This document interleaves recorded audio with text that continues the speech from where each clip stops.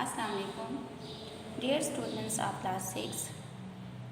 आज मैं आपको इस वीडियो में साइंस चैप्टर नंबर 1 पढ़ाऊंगी। चैप्टर का नाम है living and non living things. Living यानी जानदार चीज़ें एंड नॉन लिविंग थिंग्स यानी बेजान चीज़ें।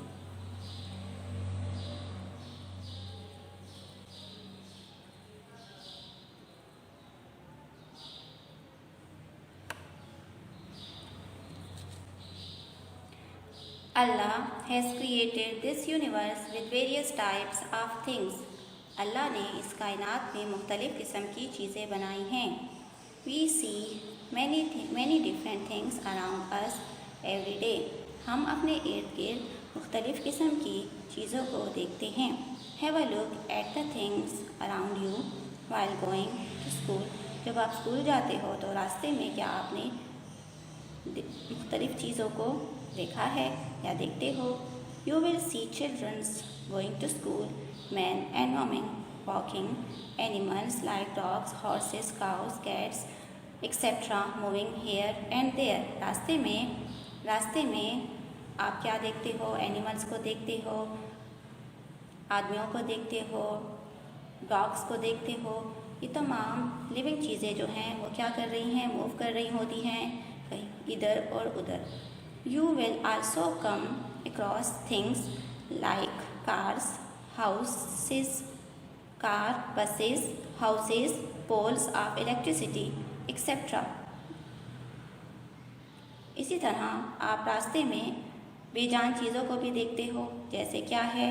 कार है, बस है, घर हैं, etc.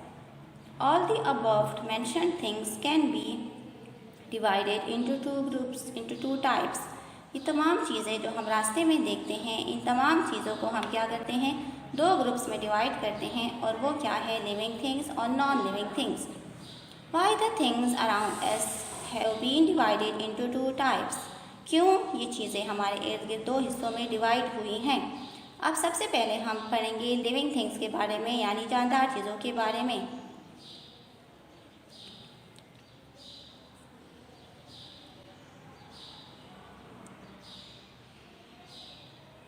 Those things which can move and possess the power of growth and reproduction are called living things.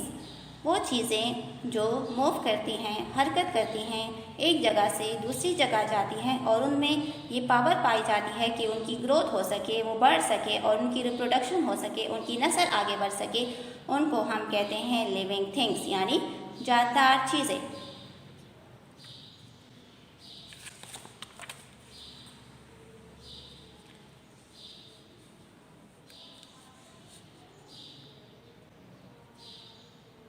अब इस डायग्राम में आप देखो, आपको क्या बताया है? आपको लिविंग थिंग्स बताई हैं।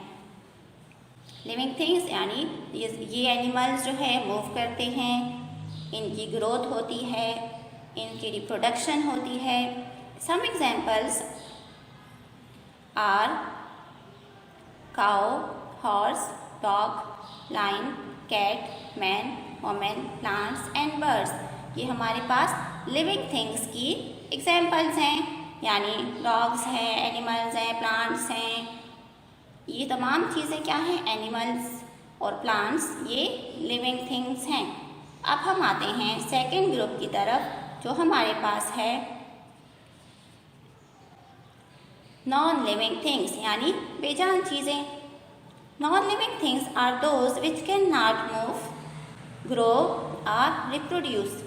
नॉन लिविंग थिंग्स वो चीज़ें हैं जो मूव नहीं करती, जो बढ़ती नहीं हैं, जिनकी ग्रोथ नहीं हो सकती और जो अपनी नस्ल आगे बढ़ा नहीं सकती। एग्जाम्पल्स हमारे पास क्या है? जैसे pencil, pen, table, chair, mountain, blackboard, chalk, radio, car, etcetera. ये तमाम चीज़ें हमारे पास नॉन लिविंग थिंग्स हैं जो मूव नहीं करती हैं, जिनकी ग्रोथ नहीं होती है, जो अपनी नस्ल आगे बढ़ा नहीं सकती।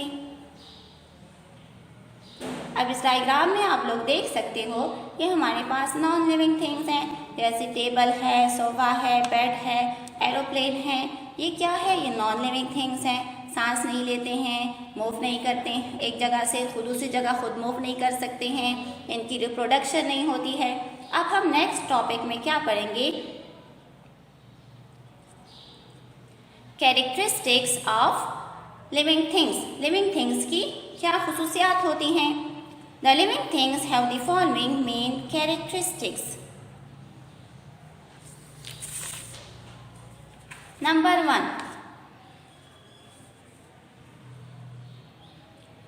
1 मूवमेंट, यानी लिविंग थिंग क्या करते हैं, मूव करते हैं, हरकत करते हैं, एक जगह से दूसरी जगह खुद जा सकते हैं। फीडिंग, वो क्या करते हैं, खाते हैं। ग्रोथ, बढ़ते हैं वो। ब्रीथिंग, सांस लेते हैं। एक्सक्रीशन, उनकी बॉडी में जो फुजला जमा होता है वो अपनी बॉडी से बाहर निकालते हैं। रिप्रोडक्शन, उनकी नस्ल आगे बढ़ती है। सेंसिटिविटी, उनमें हसासियत पाई जाती है। अब हम इन तमाम कैरेक्टरिस्टिक्स को एक एक करके डिटेल से पढ़ेंगे।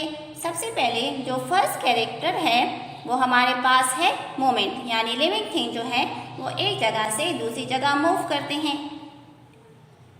All living things on this earth can move, run, walk और फ्लाई। तमाम जो जिंदा चीज़ें हैं इस कायनात में, इस ज़मीन पर, वो क्या है, मूव करती हैं, हरकत करती हैं, भागती हैं, उड़ती हैं। All the human beings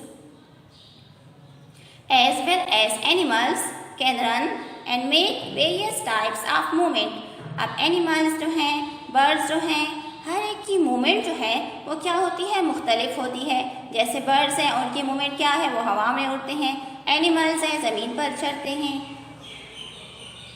the living things show various type of movements to fulfil their needs. ये मोमेंट, ये हरकत लिविंग थिंग क्यों करते हैं, अपनी ज़रूरियात को पूरा करने के लिए। You might have seen cows grazing in the fields. जो गाय होती है वो क्या करती है, वो घास खाती है, तो उसके लिए वो क्या करती है, वो चढ़ती है, मैदान में चलती है, अपने लिए अपनी खुराक हासिल करने के लिए, अपनी ज़िंदगी की ज़रूरियात को पूरा करने के लिए वो मैदानों में चलती है ताकि वो घास हासिल कर सके। Birds fly in the evening towards their nest. इसी तरह बर्ड्स जो होते हैं वो शाम के वक्त अपने घोंसलों की तरफ जाते हैं। They perform these moment for shelter और फॉर नीड। और ये मोमेंट वो क्यों करते हैं, अपने लिए खुराक हासिल करने के लिए या शेल्टर, अपने लिए पनाह हासिल करने के लिए। अब इस डायग्राम में आप देखो, आपको एनिमल्स दिए हुए हैं और एक तरह से उनके मूवमेंट बता रहे हैं कि किस तरह वो मूव करते हैं।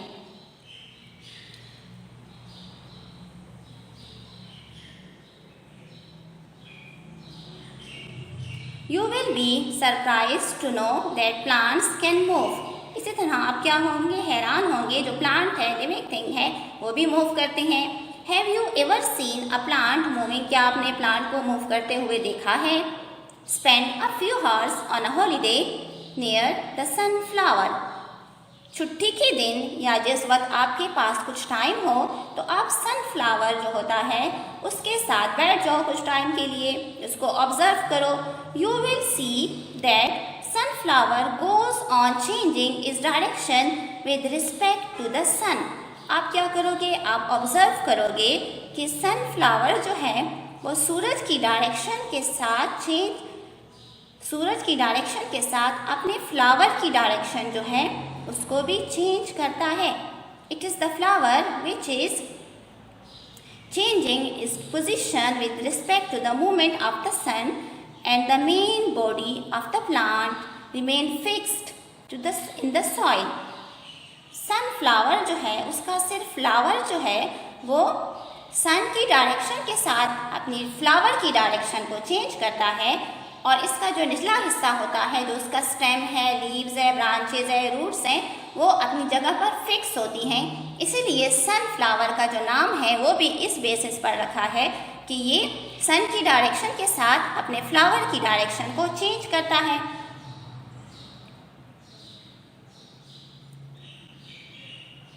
Similarly, a pitcher plant opens its mouth when an insect sits on its leg. Then it eats its prey by closing its lid. इसी तरह एक प्लांट है जिसका नाम है पिचर प्लांट। पिचर प्लांट क्यों रखा है इसका नाम? पिचर कहते हैं घड़े को।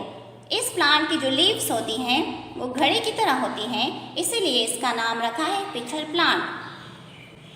ये प्लांट अब आप सनफ्लावर और पिचर प्लांट की डायग्राम्स को ज़रा देखें। सनफ्लावर, सबसे पहले हम सनफ्लावर को देखते हैं।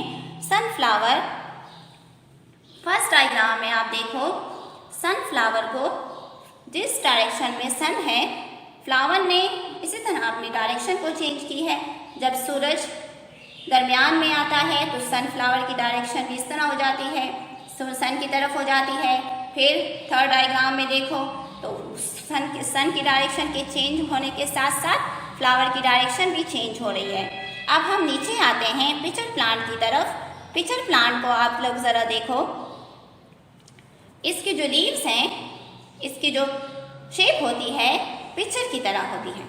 पिचर, अब जैसे ही इंसेक्ट आता है, यहाँ पर इसका एक लेड होता है, और जब इंसेक्ट आता है पिचर प्लांट के लेड पर बैठता है तो ये क्या करता है, ये फौरन ही उस इंसेक्ट को अपने अंदर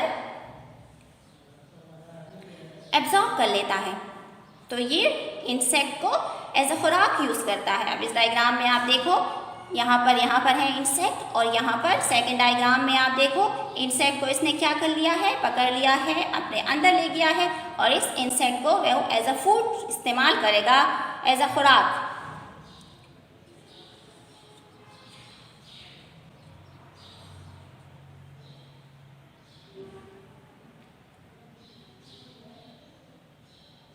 Non-living things cannot make any sort of movement, यानी नॉन लिविंग थिंग्स किसी तरह भी किसी किस्म की भी मूवमेंट नहीं शो करती, नहीं करती हैं।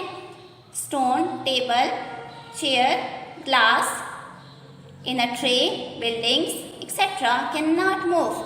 आपने कभी भी ऐसा नहीं देखा होगा कि जो बिल्डिंग है मूव कर रही है, या टेबल है वो खुद ब खुद मूव कर रही है, या चेयर है, या ग्लास है, या पत्थर है। किसी भी चीज़ को आपने खुद मूव करते नहीं देखा होगा जब तक एक इंसान उसे खुद ना हिलाए।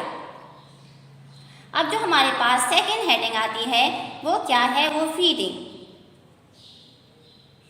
Feeding is very important for all living things. Food is very important for all living things. जो खुराक है वो हर एक लिविंग थिंग के लिए ज़रूरी है।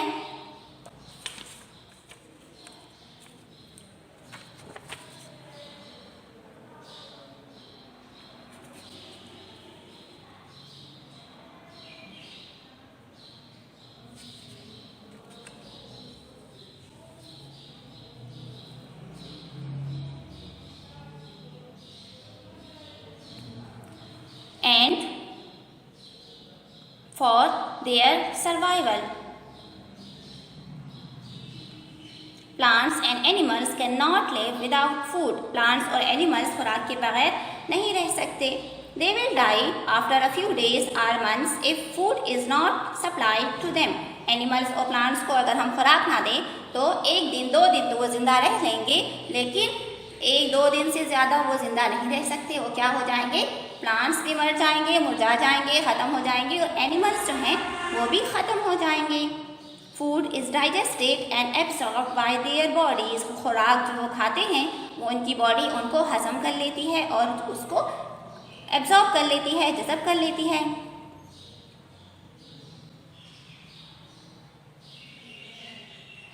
Animals can not prepare their food themselves. Animals अपने लिए खुराक खुद तैयार नहीं कर सकते। The animals get their food from plants. Animals plant से अपने लिए खुराक हासिल करते हैं। We eat many vegetables, fruits and grains which are of plant origin. हम मुख्तलिफ़ किस्म की सब्जियों को खाते हैं, फ्रूट्स को खाते हैं। ये क्या है, इनका ओरिजिन प्लांट्स है, यानी ये हमें प्लांट्स की चीज़ें देते हैं। We also eat the meat of animals like cow, goat, hen and some bird. इसी तरह हम कुछ एनिमल्स को भी एज अ खुराक खाते हैं।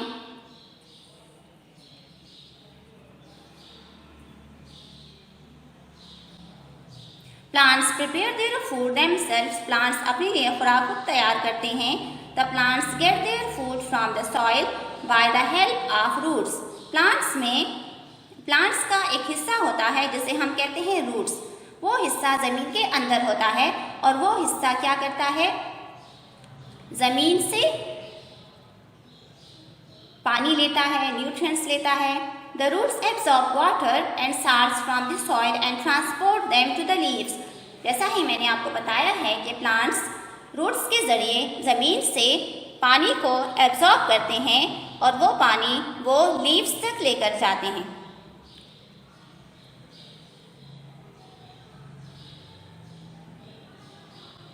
The leaves absorb carbon dioxide gas from air and change it into glucose in the presence of sunlight, water and chlorophyll. This process is called photosynthesis. अच्छा, हमारे पास एक प्रोसेस होता है जिसको हम कहते हैं फोटोसिंथेसिस। इस प्रोसेस के ज़रिए प्लांट्स अपने लिए खुराक तैयार करते हैं। प्लांट्स ज़मीन से पानी एब्जॉर्ब करते हैं, रूट्स के ज़रिए पानी एब्जॉर्ब करते हैं, वो पानी लीव्स में चला जाता है। लीव्स में क्या होता है, क्लोरोफिल होता है और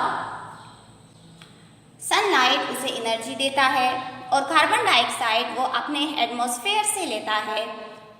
लीव्स पर, प्लांट के लीव्स पर छोटी छोटी ओपनिंग्स होती हैं जिसे हम कहते हैं स्टोमेटा। वो ओपनिंग्स जब खुलती हैं, उन ओपनिंग्स के ज़रिए कार्बन डाइऑक्साइड लीव के अंदर आती है। ज़मीन से पानी आ गया, अब ये कार्बन डाइऑक्साइड और पानी आपस में रिएक्ट करते हैं। इन द प्रेजेंस ऑफ सनलाइट उसे एनर्जी देता है और प्लांट्स अपने लिए खुराक बनाते हैं और प्लांट्स की खुराक ग्लूकोज है और इसके साथ साथ oxygen as a by product बनती है और वो ऑक्सीजन दोबारा उन्हीं ओपनिंग्स के ज़रिए एटमॉस्फेयर में चली जाती है और वो ऑक्सीजन इंसान इनहेल करता है।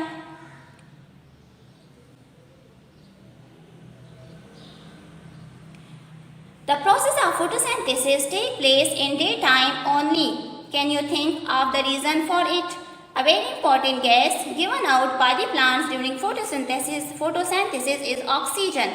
जैसा मैंने आपको बताया है कि फोटोसिंथेसिस के ज़रिए एक इम्पॉर्टेंट गैस है जिसका नाम है ऑक्सीजन, जो कि इंसानों के लिए ज़रूरी है। इंसान जब सांस लेता है तो ऑक्सीजन को अपनी बॉडी के अंदर लेकर जाता है, इनहेल करता है और कार्बन डाइऑक्साइड को बॉडी से बाहर निकालता है और वो जो कार्बन डाइऑक्साइड होती है वो उनको फिर लीव्स इस्तेमाल करते हैं, which is essential for burning and respiration. At night, the position is quite opposite. The plants give out carbon dioxide and absorb oxygen. रात के वक्त ये पोजीशन थोड़ी चेंज हो जाती है और प्लांट्स क्या करेंगे, कार्बन डाइऑक्साइड को बाहर निकालते हैं और ऑक्सीजन को एब्जॉर्ब करते रहते हैं। अब हम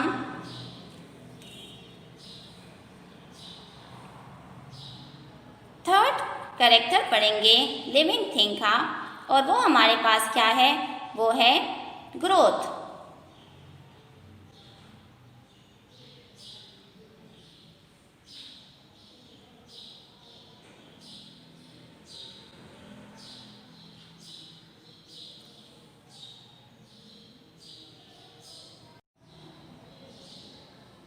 अब हम थर्ड कैरेक्टर को पढ़ते हैं और वो क्या है, वो है growth. All living things grow, हर जानदार चीज़ बढ़ती है, ग्रोथ होती है उसकी।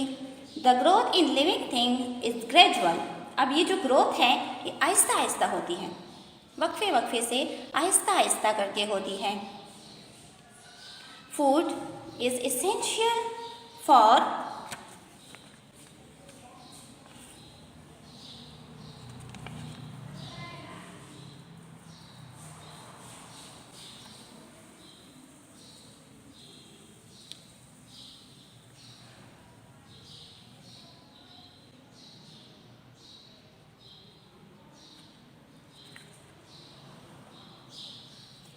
Food is essential for the growth of animals and plants. Food जो है, खुराक जो है, वो इंसान और प्लांट्स के लिए बहुत ज़्यादा ज़रूरी है। The growth is due to absorption and assimilation of the food taken in their bodies. जो ग्रोथ है ये क्यों ज़रूरी है?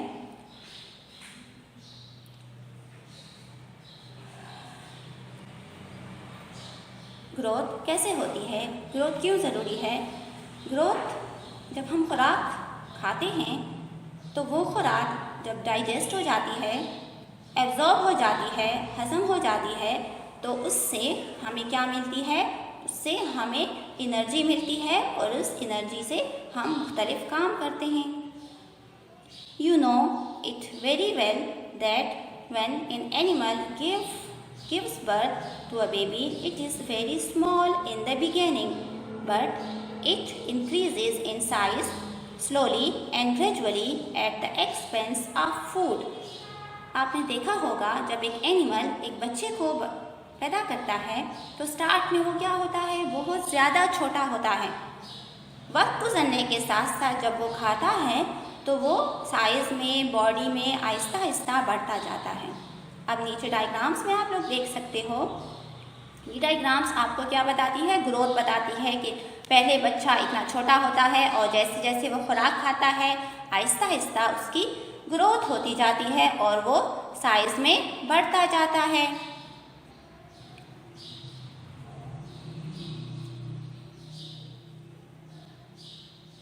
Plants start their life from seed. इसी तरह ऊपर हमने एनिमल की एग्जाम्पल पढ़ी है, अब हम क्या करते हैं? प्लांट की एक एग्जाम्पल पढ़ते हैं. प्लांट्स अपनी लाइफ एक सीड से स्टार्ट करता है. When seeds are planted in the soil, जब हम सीड को ज़मीन में उगाते हैं, they grow into young plant by the help of water and salts absorbed from the soil. जब हम एक बीज को ज़मीन पर उगाते हैं और हम क्या करते हैं? हम उस बीज को पानी दे देते हैं और वो जो सीड है वो ज़मीन से न्यूट्रिएंट्स को एब्जॉर्ब करता है. ऊपर से हम पानी दे देते हैं, नीचे से वो न्यूट्रिएंट्स को एब्जॉर्ब करता है. तो इस तरह क्या होता है? उस सीड की ग्रोथ होती है और उस सीड से एक पौधा निकल आता है. जैसे आप इस डायग्राम में देख सकते हो, फर्स्ट में हमने बीज को ज़मीन में लगाया है. आहिस्ता आहिस्ता वक्त गुजरने के साथ साथ प्लांट की ग्रोथ होती है और वो आखिर में बड़ा प्लांट बन जाता है.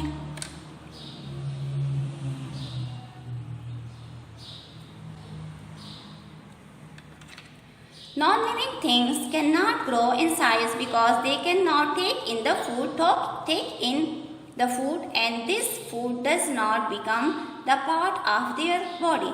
अब जो नॉन लिविंग थिंग्स हैं वो क्या है? वो ग्रो नहीं करते. क्यों ग्रो नहीं करते? क्योंकि वो खाते नहीं हैं. जब वो खाएंगी नहीं तो उसको ग्रोथ कैसे कर सकेंगे? अब हमारे पास नेक्स्ट कैरेक्टर आता है और वो क्या है? वो है रिस्पायरेशन यानी सांस लेना. All living things take in oxygen and give out carbon dioxide gas during breathing. सांस लेने के दौरान हर एक लिविंग थिंग क्या करता है? ऑक्सीजन को इनहेल करता है और कार्बन डाइऑक्साइड को अपनी बॉडी से बाहर निकालता है. It is also known as respiration. इस प्रोसेस को हम क्या कहते हैं? इस प्रोसेस को हम कहते हैं respiration. Living things breathe all the time. इंसान जो है या लिविंग थिंग जो भी आप ले लो वो हर टाइम सांस लेता है. Death will occur if respiration stops. और जब एक इंसान सांस लेना बंद कर दे, एक एनिमल सांस लेना बंद कर दे तो क्या हो जाता है? वो मर जाता है. Hence process of respiration take place all the time, day and night. So क्या होता है? रिस्पायरेशन हर वक्त होती है, चाहे वो दिन हो रात हो. एक एक्सपेरिमेंट है to prove that carbon dioxide gas is produce by animals during respiration. ये हमें क्या प्रूव करना है कि कार्बन डाइऑक्साइड गैस रिस्पायरेशन के प्रोसेस के ज़रिए बनती है. Take a test tube and half fill it with a lime water. एक टेस्ट ट्यूब हमने लेना है और इसको हम एक केमिकल है जिसका नाम है लाइम वाटर, उस टेस्ट ट्यूब को हाफ लाइम वाटर से फिल करना है. Note that lime water is colourless. अब जो ये केमिकल है लाइम वाटर, इसका अपना कोई कलर नहीं है, ये कलरलेस होता है.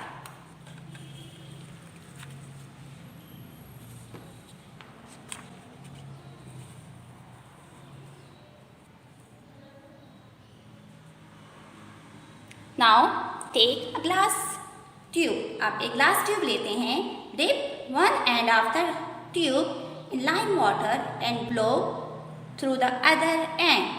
क्या करते हैं, इस ग्लास ट्यूब का एक एंड उस टेस्ट ट्यूब में, इसमें लाइम वाटर है, उसमें डिप करते हैं और दूसरा हम ऊपर से पकड़ते हैं, अपने मुंह में पकड़ते हैं। जैसे इस डायग्राम में आपको दिया हुआ है, इस डायग्राम में आप देख सकते हो टेस्ट ट्यूब को कैसे दिखाया गया है। A gas will come out of your mouth and goes in lime water as shown in the diagram। आपके मुंह से गैस निकलती है और वो गैस टेस्ट ट्यूब के जरिए, ग्लास रॉड के जरिए टेस्ट ट्यूब के अंदर चली जाती है। You will notice that lime water has turned milky। जो लाइम वाटर का कलर है, इनिशियली स्टार्ट में आपने देखा होगा, स्टार्ट में उसका कलर कलरलेस होता है, कोई कलर नहीं होता, लेकिन जब उसमें कार्बन डाइऑक्साइड गैस शामिल हो जाती है तो वो मिल्की हो जाता है। It is due to carbon dioxide gas produced during respiration which is responsible for changing lime water milky. और ये lime water milky carbon dioxide gas जो प्रोड्यूस होती है उसके जरिए उसका कलर लाइम वाटर का मिल्की हो गया है। ये एक्सपेरिमेंट मैंने बच्चों आपको बुक के ज़रिए समझा दिया है, लेकिन जब इंशाल्लाह स्कूल खुलेगा और आप लोग स्कूल में आओगे तो मैं आपको लैब में ये परफॉर्म करूँगी, ये पूरा एक्सपेरिमेंट परफॉर्म करके दिखाऊंगी इंशाल्लाह। Do you know that plants have very small pores under the surface of their leaves? These pores are called stomata। Plants के जो लीफ होते हैं उनके सरफेस पर छोटी छोटी सुराख होते हैं जिनको हम कहते हैं stomata. It is through these pores that exchange of gases take place। In pores के जरिए, इन सुराख के जरिए गैसेस एक्सचेंज होता है।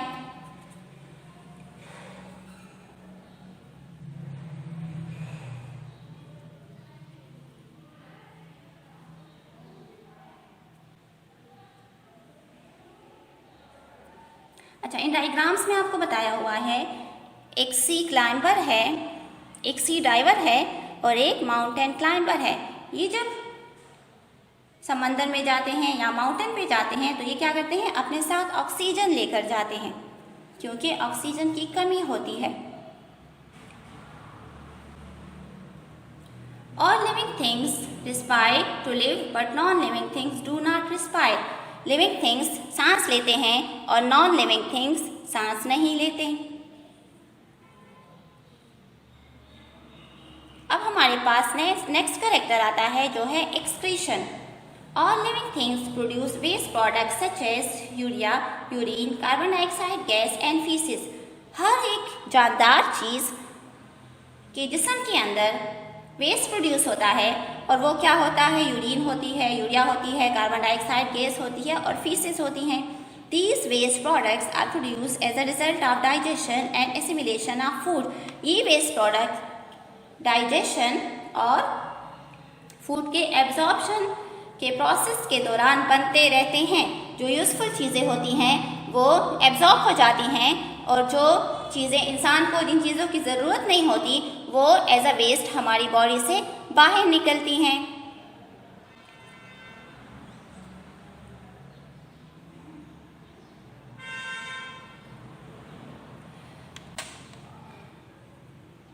अच्छा, अब एक्सक्रीशन क्या है, एक्सक्रीशन की डेफिनेशन क्या है। Removal of waste product is called excretion. यानी हमारी बॉडी से जो वेस्ट बन रहा है वो जब रिमूव होगा हमारी बॉडी से तो उस प्रोसेस को हम क्या कहेंगे, एक्सक्रीशन।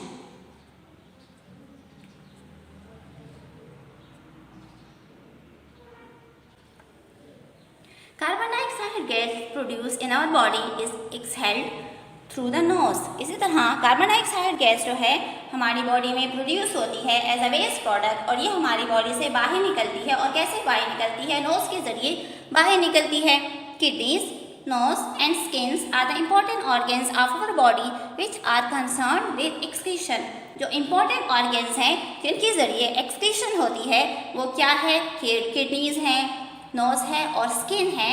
इम्पॉर्टेंट ऑर्गन्स हैं हमारी बॉडी के, इनके ज़रिए क्या होती है, एक्सक्रीशन होती है। जो हमारी बॉडी में वेस्ट बनता जाता है वो इन 3 ऑर्गन्स यानी किडनीज, नोज और स्किन के ज़रिए हमारी बॉडी से बाहर निकलता है।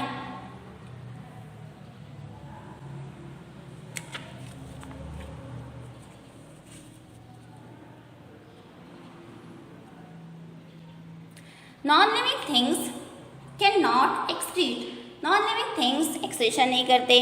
क्यों? क्योंकि वो कुछ खाते नहीं हैं, खुराक नहीं खाते। तो जब वो कुछ खाते नहीं हैं तो उनकी बॉडी से कैसे एक्सक्रीशन का प्रोसेस होगा? तो हम क्या कह सकते हैं कि नॉन लिविंग थिंग में एक्सक्रीशन नहीं होती। अब जो नंबर 6 का वेक्टर है वो क्या है? वो हमारे पास है रिप्रोडक्शन। रिप्रोडक्शन वो प्रोसेस होता है जिसके जरिए एक एनिमल की नस्ल आगे बढ़ती है।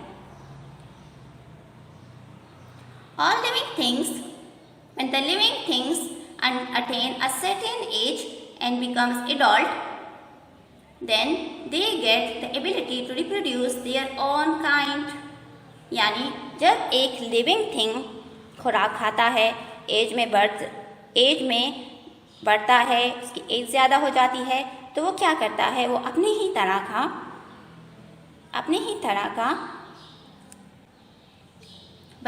तरह के बच्चे पैदा करता है। सही। Cats give birth to kitten, similarly sheep reproduce lamb, dogs give birth to puppies.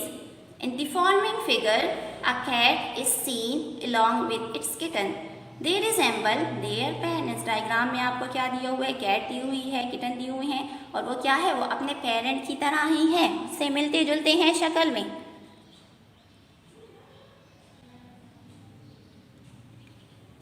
Importance of reproduction. अब ये जो रिप्रोडक्शन है क्यों ज़रूरी है? इम्पोर्टेंस उसकी क्या है? अहमियत क्या है? ज़रूरत क्या है? इम्पोर्टेंस। रिप्रोडक्शन इन एनिमल्स और plants is essential for the continuity of their race. यानी रिप्रोडक्शन जो है उनकी नस्ल को बढ़ाने के लिए रिप्रोडक्शन ज़रूरी है। अब काइंड्स ऑफ रिप्रोडक्शन, हमारे पास रिप्रोडक्शन की 2 काइंड्स हैं। एक का नाम है एसेक्सुअल रिप्रोडक्शन और दूसरे का नाम है sexual reproduction.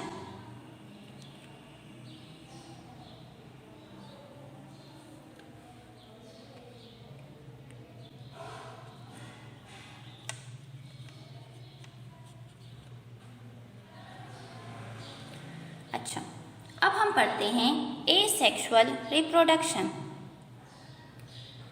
This type of reproduction is not met in higher animals. It is found in the lower form of animals like amoeba and some protozoans. There is no distinction between male and female animals in this type of reproduction. Asexual reproduction उन animals में होती है जिनकी body बहुत ज़्यादा simple होती है और उनकी बॉडी में एसेक्सुअल रिप्रोडक्शन होता है। एसेक्सुअल रिप्रोडक्शन में मेल और फीमेल का होना ज़रूरी नहीं होता, बल्कि बॉडी से एक सिंगल सेल के ज़रिए ही उनकी नस्ल आगे बढ़ सकती है।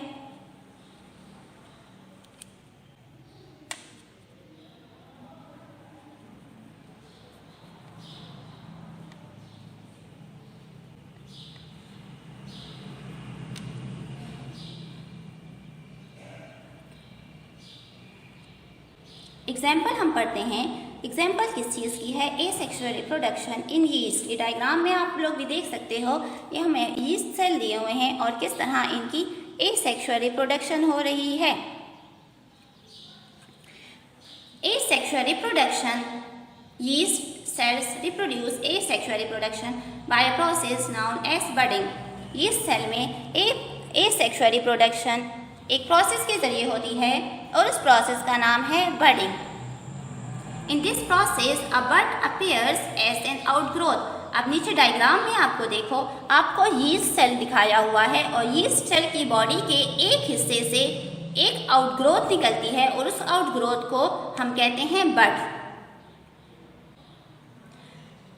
The nucleus inside the yeast cell divide and enters the bud. अब ये जो सेल है जिसको हम कहते हैं पेरेंट सेल भी कह सकते हैं, इस पेरेंट सेल के अंदर जो इसका न्यूक्लियस होता है वो डिवाइड। अब हम एसेक्सुअल रिप्रोडक्शन की एग्जांपल प्लांट्स में पढ़ते हैं। Cut a stem of rose plant having buds on it. Plant this cutting in a pot having fertile soil and water is regularly. हमने क्या करना है? रोज़ का प्लांट है, इसके स्टेम से एक हिस्सा काटना है और इस हिस्से को ज़मीन पे लगाना है, वो सॉइल जो फर्टाइल हो उसको। फिर हमने रेगुलरली पानी देना है। After some days you will see buds sprouting into shoots similarly to the parent plant। कुछ दिनों बाद हम देखेंगे कि वो जो हमने स्टेम लगाया है, जो स्टेम से कटिंग करके लगाया है, उस स्टेम पर लीव्स निकल आएंगी।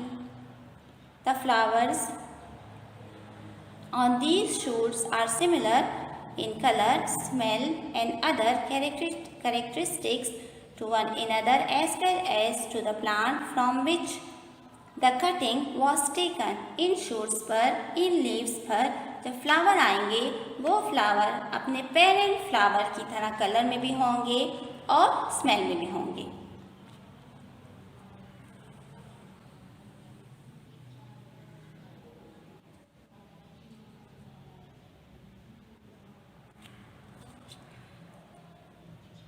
Asexual reproduction in amoeba. अब नेक्स्ट एग्जाम्पल हमारे पास है, अमीबा में एसेक्सुअल रिप्रोडक्शन कैसे होती है।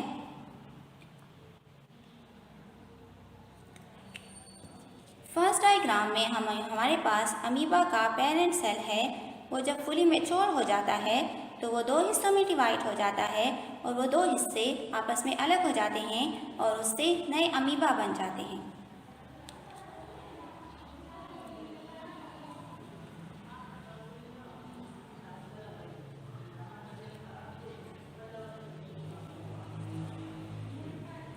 Amoeba is unicellular animal. It produces daughter amoeba by asexual reproduction। Amoeba हमारे पास एक सिंगल सेल ऑर्गेनिज्म है। इसकी बॉडी सिंगल सेल से बनी होती है, इसलिए हम इसको कहते हैं यूनिसेलुलर ऑर्गेनिज्म। वो ऑर्गेनिज्म जिनकी बॉडी एक सेल से ज़्यादा पर मुश्तमिल होती है, उन ऑर्गेनिजम्स को हम कहते हैं मल्टी सेलुलर ऑर्गेनिज्म। अब हम सेक्सुअल रिप्रोडक्शन पढ़ते हैं, जो रिप्रोडक्शन की सेकेंड टाइप है हमारे पास। This kind of reproduction is the most important and common among animals and plants. ये जो एसेक्सुअल रिप्रोडक्शन है, ये क्या है? ये एनिमल्स और प्लांट में बहुत ज़्यादा कॉमन मेथड है रिप्रोडक्शन का। In asexual reproduction male and female parts of a plants और animals mate and reproduce their own kind.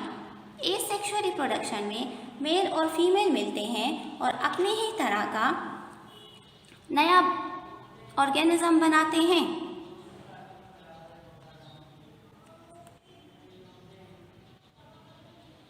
Reproductive organs in plants.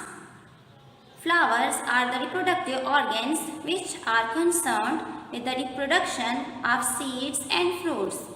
The flower is attached to the stem by a flower stalk. हमारे पास आप अगर एक पौधे को लो, plant को लो, plant के दो हिस्से होते हैं।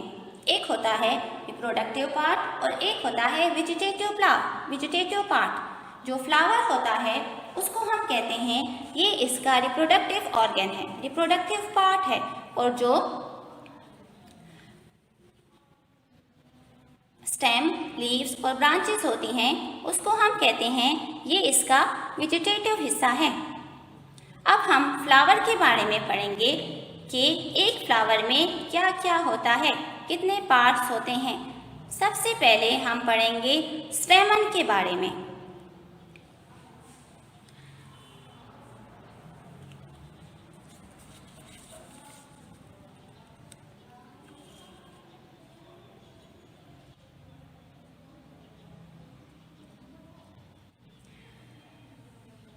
They are the male reproductive part of a flower. Different kinds of flowers have definite number of stamen. Stamen को कहते हैं कि ये एक प्लांट का, एक फ्लावर का मेल रिप्रोडक्टिव ऑर्गन होता है और हर एक फ्लावर में स्टेमन की तादाद फिक्स होती है।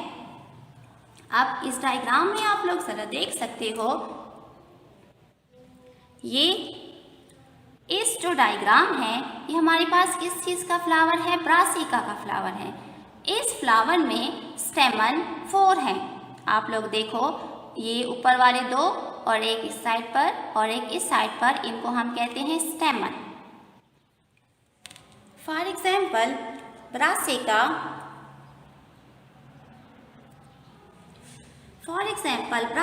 flower has 4 long stamens. The lower delicate part of stamen is called filament. अब आप नीचे डायग्राम्स में देख सकते हो, इस डायग्राम में आपको स्टेमन को दिखाया हुआ है। स्टेमन का जो ये निचले वाला हिस्सा होता है, स्टॉक की तरह होता है, इसको हम कहते हैं फिलामेंट, और ये जो इसका ऊपर वाला हिस्सा होता है इसको हम कहते हैं एंथर। इस एंथर में पोलन ग्रेन्स होते हैं।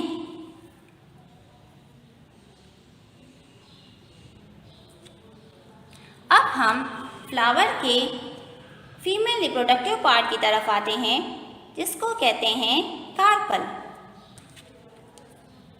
They are the female organ of reproduction. Carpels generally occupy the central position in a flower. Carpel जो है वो कहाँ पर होते हैं? वो फ्लावर के दरमियान में प्रेजेंट होते हैं। In a flower, in each plant, the number of carpel is fixed. जिस तरह स्टेमन की तादाद हर एक फ्लावर में फिक्स होती है, इसी तरह कार्पल की तादाद भी फिक्स होती है। For example in brassica flower there are 2 carpels, और ब्रासिका के फ्लावर में 2 कार्पल्स होते हैं। अब हमें उसका कार्पल का स्ट्रक्चर बताते हैं कि वो कैसे होता है। The lower swallow part of the carpel is called ovary. Diagram में आप लोग देखो, ये जो निचला वाला हिस्सा होता है, जो थोड़ा सुजा हुआ होता है, थोड़ा मोटा होता है, इस हिस्से को हम कहते हैं ovary. Upper portion of the ovary is called style. थोड़ा सा ऊपर जाएं और जो हिस्सा छोटा होता है, ये दरमियान वाला हिस्सा जो है, इसको हम कहते हैं स्टाइल। और जो स्टाइल की टिप होती है उसको हम कहते हैं stigma.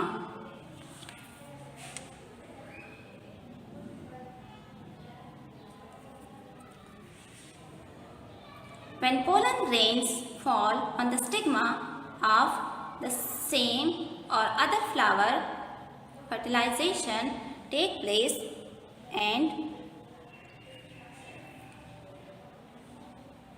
and a seed or fruit is formed. जब पोलन ग्रेन्स जो कहाँ पर होते हैं, जो एंथर में होते हैं, जब एंथर से पोलन ग्रेन्स जो कि बहुत ज़्यादा हल्के होते हैं वो गिरते हैं किस पर? स्टिग्मा पर।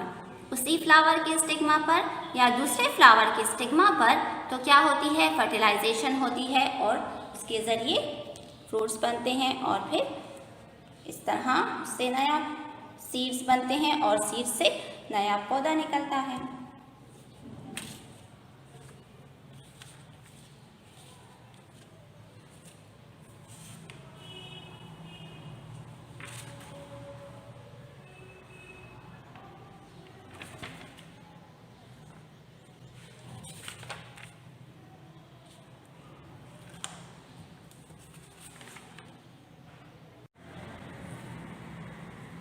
अब हम रिप्रोडक्शन इन एनिमल्स पढ़ते हैं। The reproduction in animals is quite different from plants. अब जो एनिमल्स में रिप्रोडक्शन होती है वो ज़रा प्लांट से मुख्तलिफ होती है। The male reproductive organs produce sperms which perform the same work as the pollen grains in plants. जो मेल रिप्रोडक्टिव ऑर्गन होता है एनिमल में, वो स्पर्म प्रोड्यूस करता है और जो स्पर्म है वो उसी तरह अपना काम करता है जिस तरह प्लांट में पोलन ग्रेन करता है। The female reproductive organ produce eggs, और जो फीमेल रिप्रोडक्टिव ऑर्गन है वो एग्स बनाती है। Fertilisation take place as a result of fusion of sperms with an egg and a new cell called zygote is produce. इसी तरह fertilisation होती है, फर्टिलाइजेशन में स्पर्म और एग मिलते हैं, स्पर्म और एग मिलते हैं और जाइगोट बनता है। The zygote later on forms a new organism.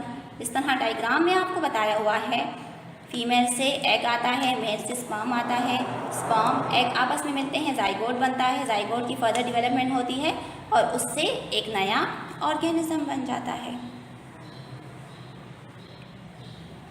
अब हम जो लास्ट करेक्टर है वो पढ़ते हैं, जो है सेंसिटिविटी यानी हसासियत। Animals and plants are sensitive to external stimuli like temperature,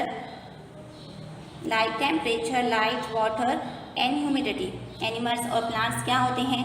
sensitive होते हैं। किसके लिए? एक्सटर्नल फैक्टर्स जो होते हैं, जैसे टेम्परेचर होता है, लाइट होता है, वाटर होती है, ह्यूमिडिटी होती है, वो उसके लिए सेंसिटिव होते हैं। डिफरेंट प्लांट्स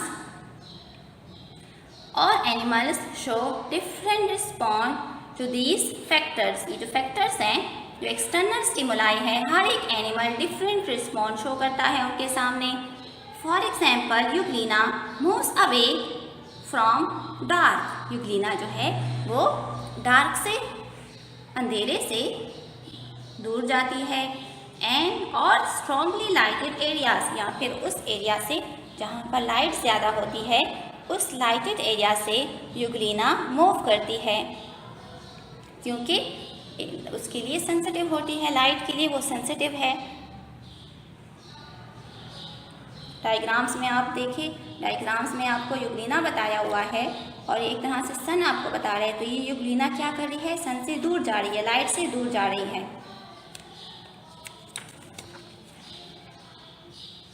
एनिमल्स की एग्जाम्पल पढ़ ली हमने, अब हम प्लांट्स की एग्जाम्पल पढ़ते हैं। Similarly flowers of Portulaca, the leaves of many plants are sensitive to light and move towards sunlight.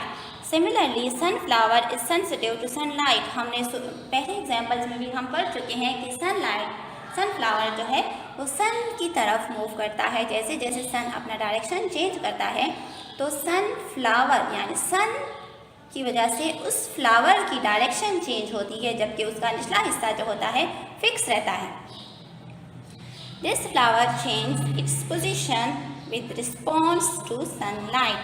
Leaves of mimosa plant open during day and close at night. इसी तरह plants जो हैं, जब कुछ ऐसे प्लांट्स हैं जिन पर जब सनलाइट पड़ती है तो उनकी लीव्स ओपन हो जाती हैं, जबकि डार्क में वो क्लोज होती हैं। Similarly, flowers of Portulaca blossom in bright daylight and close in the afternoon. इसी तरह हमारे पास एक पौधा होता है जिसका नाम है गुले दोपहर, जिसे इंग्लिश में पोर्टुलाका कहते हैं। इस प्लांट को कहते हैं कि ये प्लांट गर्मी का बादशाह है। ये प्लांट जून जुलाई में जब सख्त गर्मी होती है तो इस प्लांट पर फ्लावर आते हैं, और जब सर्द मौसम होता है तो ये ख़त्म हो जाता है। यानी इसी तरह जब दिन को सूरज निकलता है तो जब दोपहर को 12, 1 बजे, 2 बजे जब सूरज की रोशनी बहुत ज़्यादा हो जाती है तो ये उस वक्त इस पर फूल खुल जाते हैं, इसीलिए इसका नाम रखा है गुले दोपहर। यानी ये इस प्लांट पर फ्लावर दोपहर के वक्त आते हैं। अब हम कुछ पढ़ते हैं डिफरेंस के बारे में कि एनिमल्स और प्लांट्स में क्या डिफरेंसेस हैं। फर्स्ट पॉइंट हम पढ़ते हैं एनिमल्स का। All animals show various kinds of movement, they move freely from one place to another. Animals क्या करते हैं? मूव करते हैं, खुद ही मूव करते हैं, एक जगह से दूसरी जगह जाते हैं। Most of the plants remain fix to one place. Plants जो हैं वो क्या करते हैं? मूव नहीं करते हैं, एक जगह पर फिक्स होते हैं। The movement in plants is at the tips of roots. अब प्लांट्स में मूवमेंट कैसे होती है? उसके रूट्स पर होती है, रूट्स के टिप्स पर होती है, लीव्स के टिप्स पर होती है। इसको फिर हम कहते हैं ये मूवमेंट है। Animals can not prepare their food, जैसे ही आपको पता है हम एनिमल्स अपने लिए खुराक तैयार नहीं करते, जबकि प्लांट्स जो हैं वो अपने लिए खुराक तैयार करते हैं किस प्रोसेस के ज़रिए, जैसे हम पहले पढ़ चुके हैं फोटोसिंथेसिस के ज़रिए प्लांट्स अपने लिए खुराक खुद बनाते हैं। नेक्स्ट पॉइंट हमारे पास क्या है, animals do not have chlorophyll, animals में क्लोरोफिल नहीं होता, अपने लिए खुराक नहीं बना सकते, जबकि प्लांट्स में क्लोरोफिल होता है और वो अपने लिए प्लांट खुराक खुद तैयार करता है। Growth in animals is through out the bodies, animals में जो ग्रोथ होती है प्लांट की बॉडी के हर एक हिस्से से होती है। Growth in plant is fix to certain regions, अब प्लांट्स में ग्रोथ कुछ हिस्सों पर फिक्स होती है, ओनली कहाँ पर, रूट्स के टिप्स जो हैं और शूट के टिप्स जो हैं वो ग्रो करते हैं, जबकि पिछला और हिस्सा उनका ग्रो नहीं करता।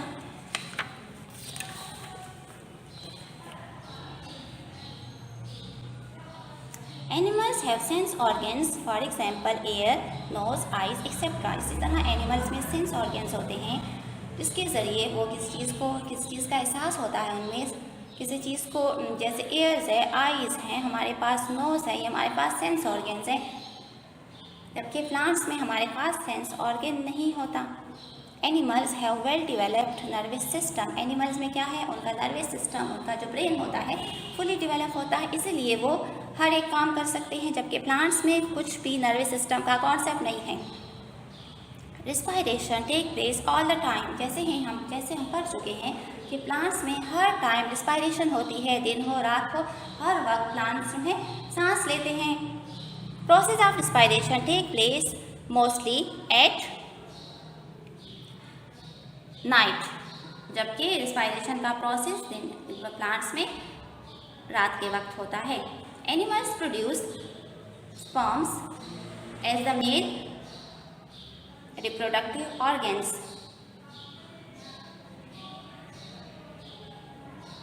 ठीक है। Plants produce pollen grains as the male reproductive organ, यहाँ पर बुक में ये प्लांट्स हैं, यहाँ पर एनिमल नहीं आता, यहाँ पर प्लांट्स आते हैं, क्योंकि प्लांट्स में पोलन ग्रेन्स होते हैं, एनिमल्स में स्पर्म्स होते हैं और प्लांट्स में पोलन ग्रेन्स होते हैं। अब हम इस चैप्टर की एक्सरसाइज करते हैं। एक्सरसाइज का पेज नंबर है 21। हमारे पास फर्स्ट क्वेश्चन है, fill in the blanks. Plants give out dash at night, plants रात के वक्त अपनी बॉडी से क्या निकालते हैं। तो आपको पता है प्लांट्स रात के वक्त अपनी बॉडी से कार्बन डाइऑक्साइड निकालते हैं। Photosynthesis in plants takes place in the presence of sunlight dash water and carbon dioxide. Photosynthesis जो प्रोसेस है उसके लिए क्या चीज़ ज़रूरी है, यानी किसकी मौजूदगी में होता है, हमारे पास सनलाइट की मौजूदगी में होता है, वाटर की मौजूदगी में, कार्बन डाइऑक्साइड की मौजूदगी में, और जो हमारे पास मिसिंग है वो है क्लोरोफिल। क्लोरोफिल होगा तो फोटोसिंथेसिस का प्रोसेस होगा। हमारे पास नंबर 3 है, a non living thing dash move on it's on. जो नॉन लिविंग थिंग है क्या वो खुद मूव कर सकती है, तो नॉन लिविंग थिंग खुद मूव नहीं कर सकती। हम इस डैश में क्या लिखेंगे, कैन नॉट, क्योंकि नॉन लिविंग थिंग उस वक्त तक मूव नहीं कर सकती जब तक हम उसको खुद एक जगह से दूसरी जगह ना लेकर जाएं। Number 4, a pitcher plant opens its dash when an insect sits on its lid. Pitcher plant के ऊपर जब एक इंसेक्ट बैठता है तो वो क्या चीज़ खोलता है, पिचर प्लांट अपना मुंह खोलता है ताकि वो इंसेक्ट को अपने अंदर लेकर जाए, अपने अंदर एब्जॉर्ब कर सके। हमारे पास नेक्स्ट है, dash is necessary for breathing. सांस लेने के लिए क्या चीज़ ज़रूरी होती है, सांस लेने के लिए ऑक्सीजन ज़रूरी होती है। Plants absorb dash at night. Plants रात के वक्त क्या एब्जॉर्ब करते हैं, जज़ब करते हैं, तो वो ऑक्सीजन को जज़ब करते हैं और कार्बन डाइऑक्साइड को अपनी बॉडी से बाहर निकालते हैं। Next, plants start their life from dash. Plants अपनी ज़िंदगी का आगाज़ कैसे करते हैं, तो प्लांट्स सीड के ज़रिए, जब हम सीड को लगाते हैं तो सीड से एक नया पौधा निकलता है। Next, dash gas turns lime water milky. वो कौन सी गैस है जिसके ज़रिए अगर हम लाइम वाटर पे उसको डालें तो लाइम वाटर का पानी जो होता है मिल्की हो जाता है, तो हमारे पास कार्बन डाइऑक्साइड गैस है। Number 9, the small pores on the under surface of a leaf are called dash, उसको हम स्टोमेटा कहते हैं। छोटी छोटी ओपनिंग्स होती हैं, इन ओपनिंग्स के ज़रिए गैसेस एक्सचेंज होता है। 10 नंबर है, stem cutting is very common method of dash reproduction, तो यहाँ पर आएगा asexual reproduction. 11, the male reproductive organ produce, mail reproductive organ क्या प्रोड्यूस करता है, तो मेल रिप्रोडक्टिव ऑर्गन हमारे पास स्पर्म प्रोड्यूस करता है।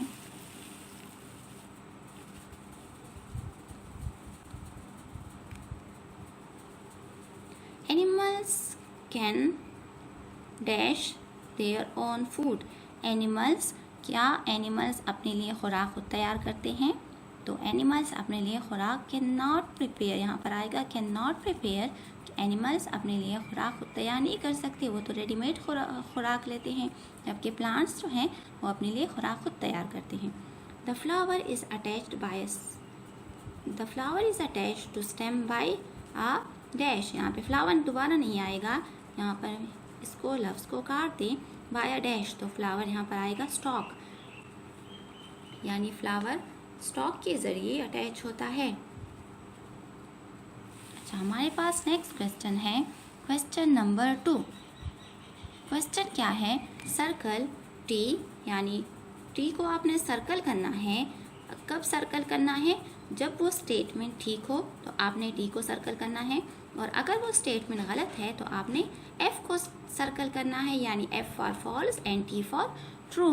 नंबर 1 है हमारे पास, स्टेटमेंट क्या है, animals can not reproduce their own kind, animals अपनी ही तरह के बच्चे यानी अपनी ही किस्म के बच्चे पैदा करते हैं, तो ये यहाँ पर है कैन नॉट, यानी नहीं पैदा करते, जबकि एनिमल तो पैदा करते हैं, प्रोड्यूस करते हैं, तो ये सेंटेंस हमारे पास क्या हुआ, ये आपने एफ को सर्कल करना है क्योंकि ये फॉल्स है। Number 2, stamens are the male reproductive part of a flower, stamen जो है फ्लावर का मेल रिप्रोडक्टिव पार्ट है। हाँ, ये सेंटेंस ट्रू है, आपने टी को सर्कल करना है। Number 3, anther is present in the carpel, ये सेंटेंस फॉल्स है क्योंकि एंथर जो है मेल रिप्रोडक्टिव है और कार्पल फीमेल रिप्रोडक्टिव है, तो एंथर कार्पल पर प्रेजेंट नहीं होता। नेक्स्ट है हमारे पास, the swollen tip of the style is known as ovary, तो इसको ओरी नहीं कहते, ये फॉल्स है। Sunflower is sensitive to light, yes true, ये सेंटेंस ट्रू है। मैंने आपको बताया था चैप्टर की रीडिंग में कि सनफ्लावर सन की डायरेक्शन के साथ अपनी फ्लावर की डायरेक्शन को चेंज करता है। नेक्स्ट है, leaves of mimosa plant opens at night, तो ये फॉल्स है क्योंकि वो दिन के वक्त अपनी लीव्स को खोलता है, लाइट की प्रेजेंस में रात को तो वो बंद कर देता है। The leaves of the plant prepare glucose, तो ये सेंटेंस ठीक है, जो लीव्स हैं वो क्या बनाते हैं, ग्लूकोज बनाते हैं। अब हम आते हैं क्वेश्चन नंबर 3 की तरफ। हमारे पास क्वेश्चन नंबर 3 है, select the correct answer for the following statement, यानी इन जो आपको स्टेटमेंट दी हुई है आपने इसमें से सही को सर्कल करना है। नंबर 1 हमारे पास क्या है, the plants prepare their food by the process known as, plants किस प्रोसेस के ज़रिए अपने लिए खुराक बनाते हैं, तो ये बच्चों आपको पता है हमारे पास फोटोसिंथेसिस का प्रोसेस होता है, इसके ज़रिए प्लांट्स अपने लिए खुराक बनाते हैं। Number 2, the shoots of plants grow toward, जो शूट है वो किसकी तरफ ग्रो करता है, लाइट की तरफ ग्रो करता है। सी जो ऑप्शन है वो ठीक है। नेक्स्ट है 3, the process to produce young ones like parent score, वो कौन सा प्रोसेस है जिसके ज़रिए प्लांट्स अपने ही की तरह के बच्चे प्रोड्यूस करते हैं, तो वो प्रोसेस का नाम है reproduction, D. Number 4, small pores present on the under surface of leaves meant for exchange of gases are called stomata, हमने ऊपर भी पढ़ा है कि जो लीफ के सरफेस पर स्मॉल स्मॉल पोर्स होते हैं, स्मॉल सुराख होते हैं जिनके ज़रिए गैसियस एक्सचेंज होता है, उन सुराख को हम कहते हैं stomata. Number 5, touch me not in a plant. Touch me not is a plant which is sensitive to touch, its name is. तो टच मी नॉट का नाम क्या है? तो टच मी नॉट का जो नाम है उसको हम कहते हैं mimosa. Number 6, which of the following moves away from sunlight. इनमें से कौन सी वो एक ऐसी चीज़ है जो सनलाइट से दूर भागती है? तो उसमें आता है यूग्लिना। नेक्स्ट क्वेश्चन है, ये आपको जो डायग्राम्स दिए हुए हैं और नीचे जो एक तरह से स्टेटमेंट दी हुई है, आपने इन डायग्राम्स को उस स्टेटमेंट के साथ मैच करना है। जैसे फर्स्ट डायग्राम क्या है? लीफ है। तो आप देखो इनमें से क्या कौन सा मैच होता है? इनमें से फर्स्ट मैच होता है जो क्या है, जो है लीफ में सेकंड मैच होता है लीफ के साथ, यानी लीफ में क्या है? लीफ में क्लोरोफिल होती है। अब हमारे पास सेकंड डायग्राम किस चीज़ की है? सेकंड डायग्राम यूग्लिना की है। थर्ड आपको क्या बता रहे हैं? थर्ड डायग्राम वो किडनीज की डायग्राम है। इसके अलावा फोर्थ डायग्राम क्या है? फोर्थ डायग्राम हमारे पास मिमोसा प्लांट की डायग्राम है।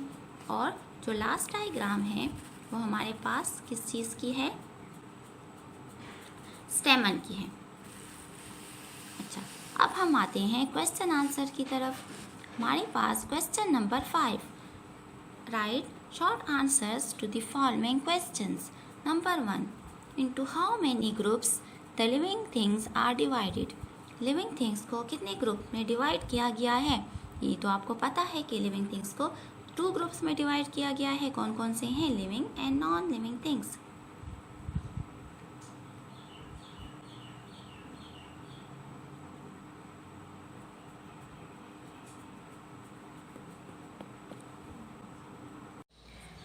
अच्छा, अब हमारे पास क्वेश्चन नंबर 5 है, write short answers to the following questions. Number 1, into how many groups the living things are divided. आपसे पूछ रहे हैं कि लिविंग थिंग्स को कितने ग्रुप्स में डिवाइड किया गया है? तो लिविंग थिंग्स को हमने 2 ग्रुप्स में डिवाइड किया है। The living things are divided into 2 groups, animals and plants. Question number 2, write the names of the characteristics of the living things. Living things के जो खुसूसियात हैं उनके नेम्स हमने इस आंसर में लिखने हैं। तो हम पढ़ चुके हैं बच्चों, लिविंग थिंग्स की खुसूसियात क्या है? मूविंग है, फीडिंग है, ग्रोथ है, ब्रीथिंग है, एक्सक्रीशन है, रिप्रोडक्शन है और सेंसिटिविटी है। Number 3, what is photosynthesis. Photosynthesis कौन सा प्रोसेस है? आपने इसमें डेफिनेशन लिखनी है। फोटोसिंथेसिस कौन सा प्रोसेस है? वो प्रोसेस है इसके ज़रिए प्लांट्स अपनी खुराक बनाते हैं। यानी the leaves absorb carbon dioxide gas from air and change it into glucose in the presence of sunlight, water and chlorophyll. Question number 4, name 2 gases which are exchanged during respiration। उन 2 gases के name लिखने हैं जो respiration के process में exchange होती हैं। तो कौन सी 2 गैसेस है? आपको पता है, एक है ऑक्सीजन और दूसरी है carbon dioxide. Question number 5, name the process through which amoeba reproduce itself. आपने उस प्रोसेस का नाम लिखना है जिसके ज़रिए अमीबा रिप्रोड्यूस होता है। तो उस प्रोसेस का नाम क्या है? उस प्रोसेस का नाम है asexual reproduction. Question number 6, name 3 important parts of a carpel. Carpel के जो 3 हिस्से हैं आपने उनके नेम लिखने हैं। तो कार्पल के हमारे पास 3 हिस्से हैं, उनके नेम्स क्या है? Stigma, style and ovary. अब क्या है, आप लॉन्ग क्वेश्चंस की तरफ आते हैं। लॉन्ग क्वेश्चन में number 1, answer the following question in detail. Number 1, explain the differences between plants and animals. Plants और एनिमल्स के दरमियान डिफरेंसेस आपने इस क्वेश्चन में लिखना है। एक साइड पर हम प्लांट्स लिखेंगे, दरमियान में लाइन लगाएंगे, दूसरी साइड पर एनिमल्स लिखेंगे और इनके जो डिफरेंट पॉइंट्स हैं वो हम लिखेंगे इस क्वेश्चन में। यानी क्या है, एनिमल्स में हम क्या लिखेंगे कि एनिमल्स मूव करते हैं, प्लांट्स मूव नहीं कर सकते। एनिमल्स अपने लिए खुराक खुद तैयार नहीं करते जबकि प्लांट्स अपने लिए खुराक खुद बनाते हैं। एनिमल्स जो है उनमें क्लोरोफिल नहीं होता, प्लांट्स में क्लोरोफिल होता है। इसके अलावा एनिमल्स जो हैं उनमें क्या होता है, वेल डेवलप्ड नर्वस सिस्टम होता है और प्लांट्स में कोई नर्वस सिस्टम नहीं होता। अच्छा, अब हमारे पास नेक्स्ट क्वेश्चन है, explain the characteristics of living things. जो ऊपर हम शॉर्ट क्वेश्चन में हमने कैरेक्टरिस्टिक के नेम्स लिखे थे, यहाँ पर हमने उन सब कैरेक्टरिस्टिक को एक्सप्लेन करना है। ठीक है बच्चों। अब आता है question number 3, plan an experiment to prove that carbon dioxide is produce during respiration. एक एक्सपेरिमेंट के जरिए हमने बताना है कि कार्बन डाइऑक्साइड कैसे प्रोड्यूस होती है रिस्पायरेशन में। तो ये एक्सपेरिमेंट हमने चैप्टर में रीडिंग के दौरान हमने किया था। जिसमें हमने क्या लिया था, जिसमें हमने एक टेस्ट ट्यूब लिया था, उसमें हमने लाइम वाटर डाला था। लाइम वाटर में हमने फिर क्या किया था, उसमें हमने एक ट्यूब ली थी और उस ट्यूब को हमने उस लाइम वाटर के अंदर रखा था, उसके अंदर डिप किया था। और फिर हमने जब उसमें से देखा तो एक उस टेस्ट ट्यूब का एक एंड हमने अपने माउथ में रखा था और उससे कार्बन, जब हमने ब्लो किया तो कार्बन डाइऑक्साइड गैस निकल रही थी। और वो गैस वो ट्यूब से होती हुई कहाँ गई है, लाइम वाटर में गई है। और लाइम वाटर का जो पानी है इनिशियली वो कलरलेस था, जब कार्बन डाइऑक्साइड उसमें शामिल हो गया तो वो मिल्की हो गया। अब हमें ये क्या बता रहे हैं कि कार्बन डाइऑक्साइड रिस्पायरेशन के दौरान प्रोड्यूस होती है। ये एक्सपेरिमेंट आपने पूरा इस आंसर में लिखना है। नेक्स्ट क्वेश्चन है, write down the names of 10 living and 10 non living things. आपने लिविंग थिंग्स, जानदार और बेजान चीज़ों के नेम्स लिखने हैं। एक लाइन्स आपने लगानी है, एक लाइन पे आपने लिविंग थिंग लिखना है, दूसरी साइड पे आपने नॉन लिविंग थिंग लिखना है और इनके नेम्स लिखने हैं, 10 नेम्स लिखने हैं।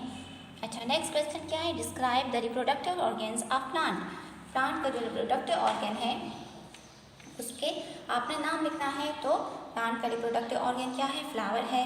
और फ्लावर में क्या होते हैं, स्टेमन होते हैं और कार्पल होते हैं। तो स्टेमन और कार्पल को आपने डिटेल से लिखना है। ठीक है बच्चों, हमारा चैप्टर नंबर 1 कंप्लीट हो गया।